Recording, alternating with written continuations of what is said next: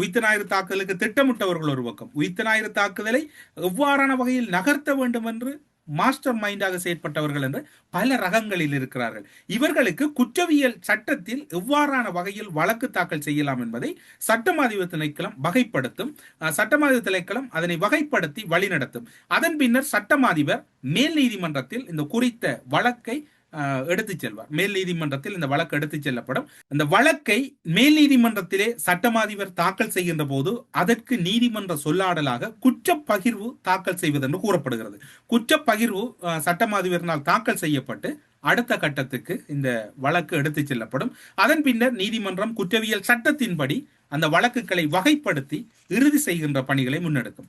உயிர்த்த ஞாயிறு தாக்குதலில் ஈடுபட்டவர்கள், சதித்திட்டம் தீட்டியவர்கள் குற்றவியல் வழக்கின் கீழ் தான் எடுத்துச் செல்லப்படுவதற்கான வாய்ப்புகள் சட்டமாதிப திணைக்களத்திடம் வழங்கப்பட்டிருக்கிறது. சட்டமாதிபர் வழக்கு தாக்கல் செய்கின்ற பட்சத்தில் அதற்கு சாட்சியம் வழங்குபவர்களாக அந்த வழக்குகளை விசாரித்த போலீசாராக இருக்கலாம், விசேட அதிரடிப்படையினராக இருக்கலாம், குற்றத்தடுப்பு புலனாய்வு பிரிவினராக இருக்கலாம், அனைவரையும் சாட்சியம் வழங்குவோராகவும் குற்றச்செயலில் ஈடுபட்டவர்களை இன்னும் ஒரு தரப்பாகவும் அந்த வழக்கு பல கோணங்களிலே சட்டமாதிப திணைக்களத்தால் வழிநடத்தப்படும்.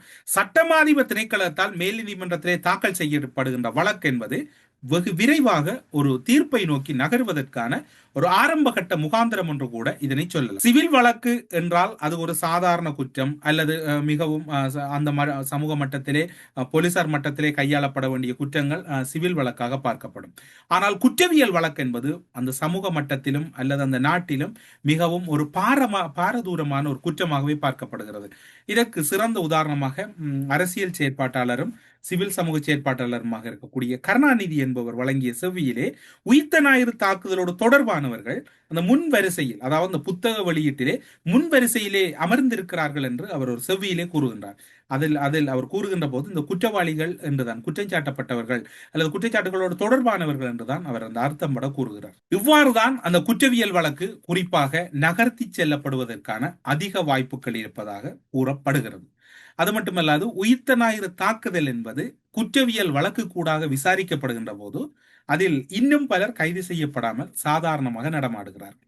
உயிர்த்த ஞாயிறு தாக்குதல் தொடர்பில் விசாரணைகளை மேற்கொண்டு வருகின்ற குற்றத்தடுப்பு புலனாய்வு பிரிவினர் இயலுமானவர்கள் அரசு சாட்சிகளாக மாறிவிடுங்கள் அல்லது இந்த வழக்குகளுக்குள் உள் வந்து விடுங்கள், நீங்கள் இந்த வழக்குகளுக்குள் எந்த வகையில் இந்த நாசகார செயலில் ஈடுபட்டீர்கள் என்பதை தெரியப்படுத்தி விடுங்கள் என்பதை எல்லோரிடமும் மறைமுகமாகவும் நேரடியாகவும் குற்றத்தடுப்பு புலனாய்வு பிரிவினர் கேட்டிருக்கின்றார்கள். இப்போது அவையெல்லாம் நிறைவடைந்திருக்கின்றன.